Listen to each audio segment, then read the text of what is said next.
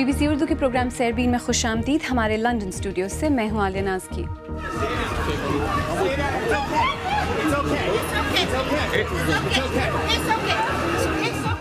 Belgium की दारकूमत Brussels के airport और मेट्रो स्टेशन पर शिद्दत पसंद हमलों में कम से कम 31 अफराद हलाक और दर्जनों जख्मी हो गए हैं। T20 वर्ल्ड कप में न्यूजीलैंड के खिलाफ पाकिस्तान का एक इंतहाई अहम मैच अब से जरा देर पहले शुरू हुआ है और पाकिस्तान की पेशावर खवातीन पर BBC उर्दू की सीरीज में आज मिलेगा इवेंट प्लानर बुशरा अदनान से।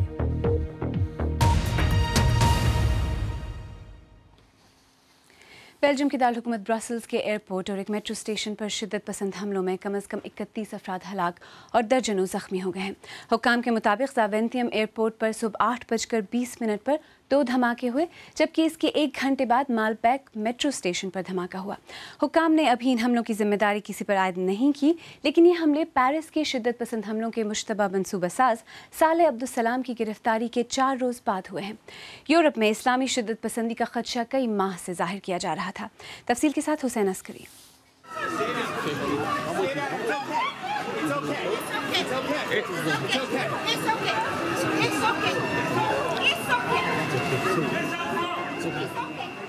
ब्रसल्स में खौफ और बेयकीनी की फ़ज़ा। एयरपोर्ट पर 2 धमाके, जबकि एक शहर की ज़ेर ज़मीन चलने वाली ट्रेन के एक स्टेशन पर। दोनों हमलों में कई दर्जन अफराद हलाक हुए हैं। धमाकों के बाद हर तरफ अफरा तफरी फैल गई। लोग खौफ के आलम में भाग रहे थे। हर तरफ पुलिस और एम्बुलेंस के सायरन गूंजने लगे। ज़ख्मियों के लिए हंगामी तिब्बी इमदाद के इंतज़ामात किए जाने लगे।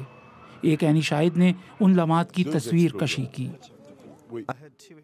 मैंने 2 धमाकों की आवाज़ सुनी। छत हम पर गिरने लगी। मैंने एक औरत को देखा, उसका पैर जख्मी था। फिर गोली चलने की आवाज़ आई और फिर कोई अरबी ज़बान में चीखा और फिर एक और धमाका हुआ। हमलों के बाद ब्रसल्स में एयरपोर्ट, ट्रेनों का निज़ाम और पब्लिक ट्रांसपोर्ट के दीगर ज़राए मुकम्मल तौर पर बंद कर दिए गए हैं। और ये सब एक ऐसे वक्त में हुआ है जब इस शहर में सिक्योरिटी इदारे इंतहाई चौकस हैं। ब्रसल्स का इलाका मोलेनबीक, जहाँ मुसलमान बड़ी तादाद में रहते हैं, मुसलसल निगरानी और छापों की जद में है। चंद रोज़ पहले ही पेरिस हमलों के मुलजिम सालेह अब्दुल-सलाम को इसी इलाके में एक छापामार कार्रवाई के दौरान ज़ख्मी हालत में गिरफ्तार किया गया था।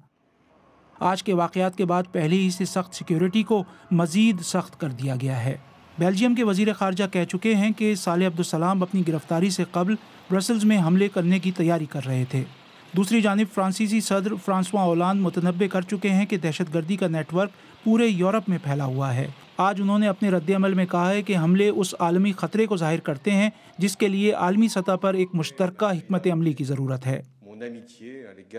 दहशतगर्दों ने बेल्जियम पर हमला किया है, लेकिन असल में ये पूरे यूरोप पर हमला है। ये पूरी दुनिया के लिए तशवीश का बायस है। हमें इस खतरे की वसअत और शिद्दत का सही अंदाज़ा होना चाहिए। मुबस्सरीन के ख्याल में यूरोप में दहशतगर्दी के बढ़ते हुए वाक़यात एक ऐसा ख़तरा हैं जो शायद इस खित्ते की सियासी और समाजी शक्ल में बड़ी तब्दीलियों का सबब बन जाएं। Hussain Askari, BBC news.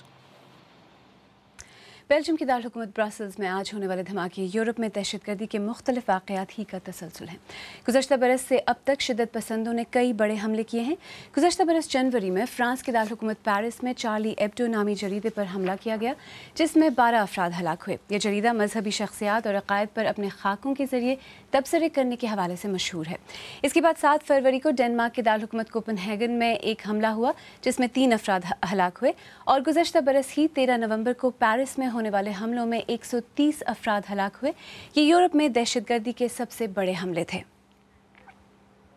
और इसी बारे में मज़ीद बात करने के लिए इस वक्त स्टूडियो में मेरे साथ मौजूद हैं BBC उर्दू सर्विस के सकलैन इमाम। सकलैन, यूरोप में इस तरह की शिद्दत पसंद हमलों की वजह से जो यहाँ मुसलमान रह रहे हैं, काफ़ी अरसे से रह रहे हैं, उन पर किस तरह का असर पड़ता आपको नज़र आ रहा है?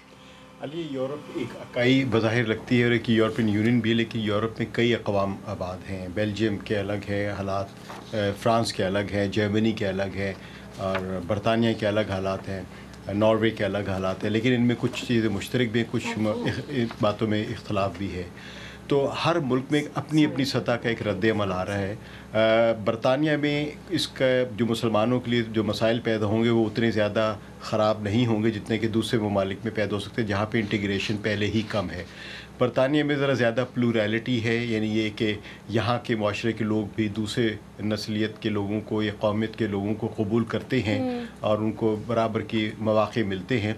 लेकिन अगर आप फ्रांस में या बेल्जियम में या इन जैसे ममालिक में जाके देखें, यहाँ पे मुसलमानों के लिए इंटीग्रेट होने के मौक़े और तरक्की के मौक़े कम हैं। तो यहाँ के जो मुसलमान हैं इन इलाक़ों में वो पहले ही गरीब हैं और निचले तबक़ों के लोग हैं, तो उसकी वजह से उनमें जो मार्जिनलाइज होने यानी और भी अलग थलग होने का जो रुझान है वो बढ़ेगा और जो मेन स्ट्रीम के लोग हैं उनको कबूल कम से कम करेंगे। आपने मार्जिनलाइजेशन की बात की सखलैन, लेकिन यहाँ यूरोप में अगर देखा जाए तो जो तारकीन वतन रह रहे हैं उन्हें मराद भी मिलती हैं, आज़ादियाँ भी हासिल हैं, तालीम तक रसाई भी है, तब भी कुछ बिरादरियों में ये रुझान बढ़ता हुआ ही नज़र आ रहा है। ये बड़ा बुनियादी सवाल है और यहाँ पे अक्सर लोग ये करते हैं कि अक्सर मुसलमान जो यहाँ पर आए हुए हैं और जिन इलाक़ों से आए वहाँ पे उनको ना मरात है, ना सहूलतें हैं, ना तालीम है, ना सेहत के हैं, ना घर मिलता है। यहाँ पर जब वो आ जाते हैं कानूनी तौर पर या सियासी पनाह लेते हैं या तारकीन वतन के तौर पर या इक़्तिसादी मौक़े के लिए आते हैं तो उनको यहाँ पे हर चीज़ मिल जाती है। लेकिन हर शख्स के एक कुछ तबई का मसला होता है कि वो अपने मौजूदा हालात के मुताबिक ही मुआवजा करता है। यहाँ पर उसके अपने मुल्क के हालात से तो हालात बेहतर हैं, लेकिन यहाँ पे लोगों से मुकाबला अगर किया जाए तो वो बुरे हालात होते हैं। सकलैन इमाम, हमसे बात करने का बहुत शुक्रिया। दुनिया भर के रहनुमाओं की जानिब से ब्रसल्स में होने वाले हमलों पर रद्द-ए-अमल सामने आ रहा है। बरतानवी वज़ीर-ए-आज़म डेविड कैमरन ने कहा है कि ब्रसल्स में होने वाले वाक़यात से मुझे बहुत सदमा हुआ है और मैं फ़िक्रमंद हूँ। हम मदद करने की हर मुमकिन कोशिश करेंगे। यूरोपीय पार्लियामेंट के सदर मार्टिन शेल्स ने हमलों को बर्बरियत करार दिया और ज़ोर दिया कि शहरी एक महफूज मकाम पर रहें और हुक्काम की तरफ से दी जाने वाली हिदायत पर अमल करें। रूसी सदर व्लादिमीर पुतिन ने हमलों को वहशियाना कार्रवाइयाँ कहते हुए उनकी मज़म्मत की। उन्होंने इस मुश्किल वक्त में बेल्जियम के लोगों और किंग फिलिपे के साथ मुकम्मल यकजहती का इजहार भी किया। और स्वीडन के वज़ीर-ए-आज़म स्टेफान लोफोन ने कहा कि ये हमले यूरोप की जमहूरियत पर एक हमला है और हम कभी नहीं कबूल करेंगे कि दहशतगर्द हमारे आज़ाद मुआशरों पर वार करें। आइए अब दीगर अहम मौज़ूआत पर एक नज़र डालते हैं। रूस ने अमेरिका को ख़बरदार किया है कि अगर उसने मंगल तक शराइत पर अमल न किया तो वो शाम में आर्जी जंगबंदी की खिलाफ वर्जी करने वालों के खिलाफ ताकत का इस्तेमाल करेगा।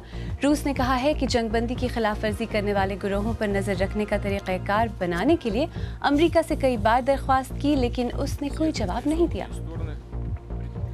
म्यांमार के नए सदर थिन जॉह की जानिब से नई हुकूमत में शामिल वज़रा की जो फहरिस्त जारी की गई है उसमें नेशनल लीग फॉर डेमोक्रेसी की रहनुमा आंग सान सू की का नाम भी शामिल है। ज़राए के मुताबिक आंग सान सू की वज़ारत ख़ारजा, तवानाई, तालीम और सदारती दफ्तर जैसी वज़ारतों को संभालेंगी। अमेरिका के वफाकी तहकीकाती इदारे FBI का कहना है कि वो एप्पल की मदद के बगैर सैन बर्नार्डिनो के हमला आवर के आईफोन को अनलॉक कर सकता है। अमरीकी महकमा इंसाफ ने हमला आवर रिजवान फारूक के आईफोन को अनलॉक करने के लिए एप्पल से मदद मांगी थी, लेकिन एप्पल ने मना कर दिया था। इंडोनेशिया के दारकूमत जकार्ता में ऑनलाइन ऐप्स के खिलाफ एहतजाज करने वाले हज़ारों टैक्सी ड्राइवरों की मुज़ाहमत की वजह से शहर में मामूलात ज़िंदगी मुअत्तल होकर रह गए हैं। ड्राइवरों का कहना है कि ऊबर और ग्रैब जैसी ऐप्स ने उनके ज़रिए रोज़गार को खतरे में डाल दिया है। सदर ओबामा का क्यूबा का तारीखी दौरा इख्तिताम पजीर हो गया है। तकरीबन 90 बरस में क्यूबा जाने वाले पहले अमरीकी सदर के इस दौरे की तफसील वैसे तो आपने इस प्रोग्राम में देखी ही होगी, लेकिन क्यूबा में आम लोगों का क्या कहना है, देखिए इस रिपोर्ट में।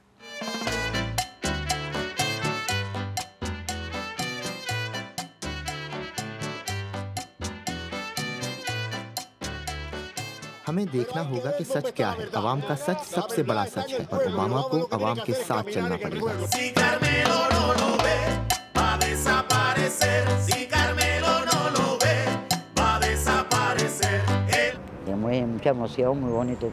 माहौल बहुत जज्बाती था, लेकिन सब कुछ अच्छी तरह हो गया। हम उनसे बहुत मोहब्बत करते हैं। वो एक बहुत नफीस आदमी है। बस सब अच्छा रहा। ये हमारे लिए बड़े एजाज़ की बात है कि अमरीकी सदर ने हमारा इतना एहतराम किया।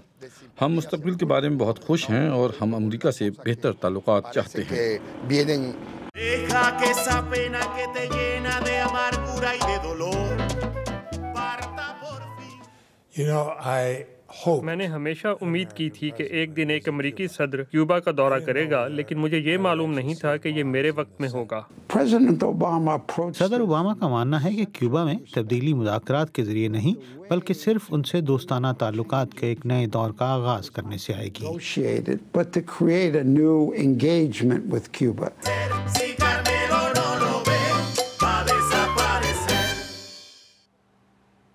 आप BBC उर्दू का प्रोग्राम सरबीन देख रहे हैं। प्रोग्राम में आगे चलकर देखिएगा T20 आलमी कप में न्यूजीलैंड के खिलाफ पाकिस्तान के आज के मैच से क्या तवक्कुआत हैं, और ख़वातीन से मुतल्लिक़ हमारे सिलसिले में मिलेगा इवेंट प्लानर बुशरा अदनान से।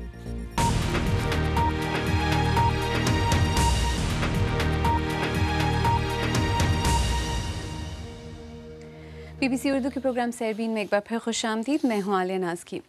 T20 वर्ल्ड कप में पाकिस्तान क्रिकेट टीम इस वक्त एक इंतहाई अहम मैच खेल रही है।